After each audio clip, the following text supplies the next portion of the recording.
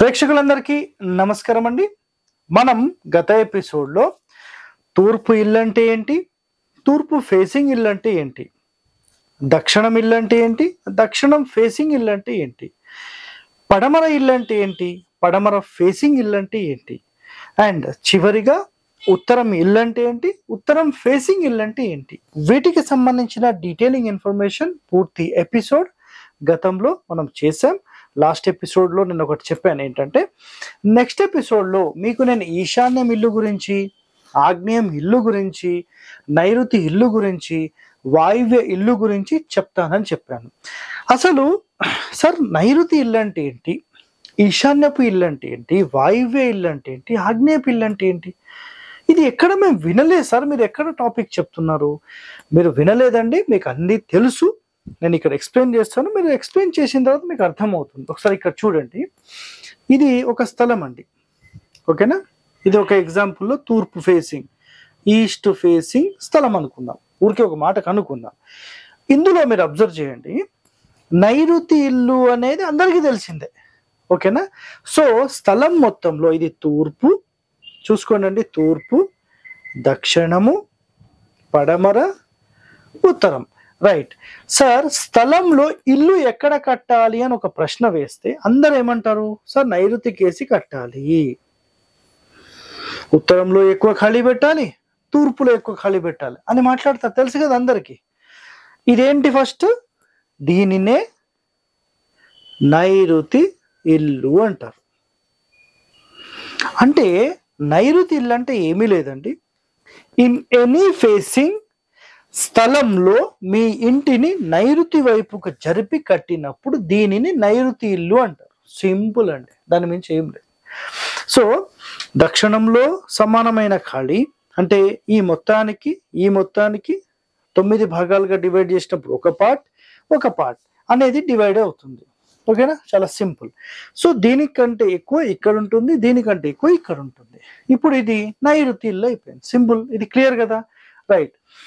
ఈశాన్యపు ఇల్లు అంటే ఇక్కడ చూడండి, ఫర్ ఎగ్జాంపుల్ ఇది పడమర ఫేసింగ్ అనుకుందాం మీరు, ఇది పడమర వెస్ట్ రోడ్, ఓకేనా. వెస్ట్ రోడ్ అయితే ఈశాన్యపు ఇల్లు అంటే మన మొత్తం స్థలంలో మనము ఇక్కడ చూడండి, ఇది తూర్పు, ఇది దక్షిణము, ఉత్తరము, పడమర. మన మొత్తం స్థలంలో మీరు కరెక్ట్గా అబ్జర్వ్ చేయండి, స్థలం మొత్తానికి మన ఇల్లు అనేది ఈశాన్యం వైపు జరిగి ఉంటుంది, ఓకేనా. సో దీనిని నైరుతి ఖండము అంటారు. మన మొత్తం స్థలంలో మన ఇల్లు ఎటువైపు ఉందంటే నైరుతి ఖండంలో మన ఇల్లు ఉంది, నైరుతి ఖండం. క్లియరా, రైట్. ఇప్పుడు ఈశాన్య ఖండం. సో మొత్తం మన స్థలంలో ఇటు 9 భాగాలు, ఇటు 9 భాగాలు చేసినప్పుడు ఈ 9 భాగాల్లో ఇక్కడ ఒక భాగం, ఈ 9 భాగాల్లో ఇక్కడ ఒక భాగం. అంటే దక్షిణంలో పడమరలో మాత్రమే ఖాళీ స్థలం అనేది ఎక్కువగా ఉంటుంది, తక్కువ ఉండదండి, ఎక్కువగా ఉంటుంది. సో ఇలాంటి కండిషన్స్ లో ఒకవేళ స్థలం ఇలా పొడవు ఉంటే మనకు దక్షిణం ఎక్కువ ఖాళీ ఉంటుంది, పడమర తక్కువ ఉంటుంది, చాలా సింపుల్ గా. సో ఇలాంటి స్థలాలలో నంబర్ 1 అసలు ఈ రెండిట్లో ఏది అంటే నైరుతి ఖండము నంబర్ 1, ఈశాన్య ఖండము నంబర్ 1. బట్ పూర్వీకులు మహర్షులు ప్రిఫర్ చేసిన మొట్టమొదటిది ఈశాన్య ఖండం, దీనినే మనుష్య ఖండం అంటారు, ఓకేనా.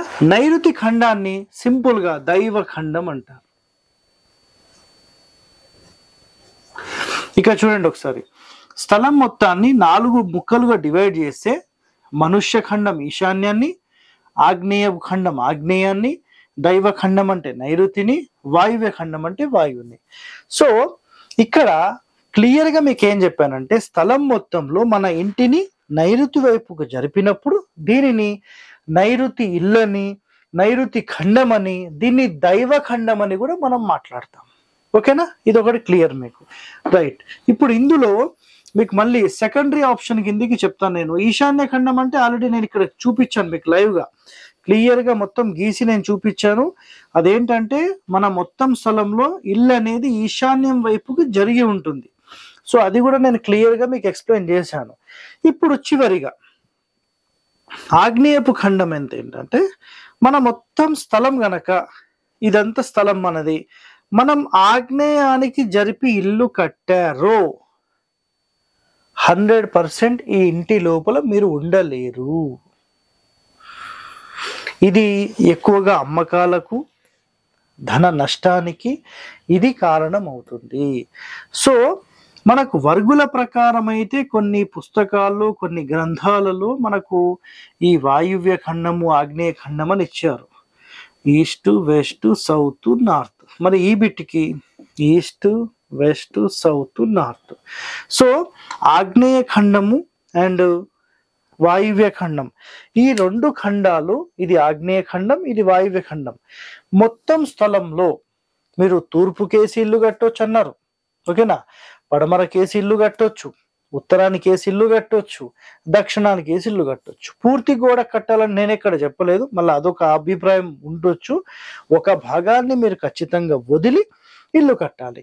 ఒకవేళ స్థలం మూలకు జరిపి కట్టాల్సింది వస్తే అప్పుడు ఏం చేయాలంటే ఈశాన్యం మూలకు జరిపి కట్టొచ్చు, దానితో పాటుగా నైరుతి వైపుకి జరిపి కట్టొచ్చు. ఎట్టి పరిస్థితుల్లో ఆగ్నేయానికి వాయువ్యానికి జరిపి కట్టకూడదు అని క్లియర్గా చెప్పేశారు. ఒక మానసిక ప్రశాంతత మీకు కావాలనుకోండి, మీరు నైరుతికి కానీ ఈశాన్యానికి కానీ 100% కట్టొచ్చు. ఇది వర్గుల బేస్ మీద ఇది డిసైడ్ అయి ఉంటుంది. ఇది ఒక్కటి గుర్తుపెట్టేసుకోనండి మీరు. అయితే చాలా వరకు సార్ ఈశాన్యానికి వేసి ఎవరు కట్టరు కదా, మరి మీరు ఎట్లా చెప్పారు తూర్పు కేసి కట్టరు కదా? 100% ఈ కాలంలో అవి జరుగుతున్నాయి. నేను ఎన్నో ఇండ్లు నేను చూశాను, వాటి యొక్క రిజల్ట్ ఏంటి కూడా అక్కడ అబ్జర్వ్ చేస్తున్నాను. కొత్త కొత్త ప్లాన్ డిజైనింగ్స్లో కూడా ఈ కాన్సెప్ట్స్ అనేవి చాలా డెప్త్లో నేను చూశాను. సో వీటికి సంబంధించి అసలు ఈశాన్య ఖండము ఇప్పుడైతే మీకు అన్ని అర్థమైనాయి అనుకుంటా. నైరుతి ఖండం అనేది దైవ ఖండం అంటారు శాస్త్రాల ప్రకారము. నెక్స్ట్ ఈశాన్య ఖండం అంటే మనుష్య ఖండం అంటారు. మనుష్యులు నివసించడానికి అత్యంత ప్రాముఖ్యమైన ఒక మంచి అద్భుతమైన బిల్డింగ్ అంటే ఎక్కడ నిర్మించాలి అంటే అన్నిటికంటే సూపర్ ప్రశాంతంగా మీరు ఉండాలంటే మొత్తం స్థలంలో ఈశాన్యం వైపుకు జరిపి పడమర దక్షిణం ఖాళీ ఎక్కువ పెడతాం. ఈ రోడ్ ఫేసింగ్ అయితే పడమర, అంటే పడమర రోడ్ ఫేసింగ్ ఉంటే పడమర, దక్షిణం రోడ్ ఫేసింగ్ ఉంటే దక్షిణం, ఇలా కట్టాలి. కానీ ఇది కేవలం దక్షిణం ఫేసింగ్ అలౌడ్ అండ్ పడమర, అంటే పడమర ఫేసింగ్ కి దక్షిణం ఫేసింగ్ కి మాత్రమే ఇది అలౌడ్, మిగతా ఫేసింగ్స్ కి ఇది రాదు. నైరుతి ఖండం తూర్పు ఫేసింగ్ ఉత్తరం ఫేసింగ్ కి అలౌడ్. అట్లా ఇవన్నీ డివైడ్ అవుతాయి అన్నమాట. సో ఇప్పుడు ఈ విషయంలో అయితే మీకు చాలా క్లియర్గా నేను చెప్పాను.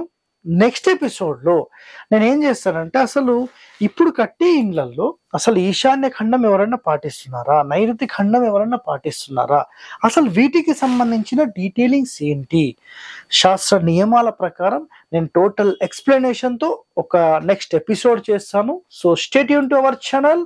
ఇలాంటి మరిన్ని రహస్యాలు వాస్తుపరంగా మీరు నేర్చుకోవాలంటే మన ఛానల్ని సబ్స్క్రైబ్ చేయండి, లైక్ చేయండి, 10 మందితో షేర్ చేయండి. ధన్యవాదాలండి. Thank you.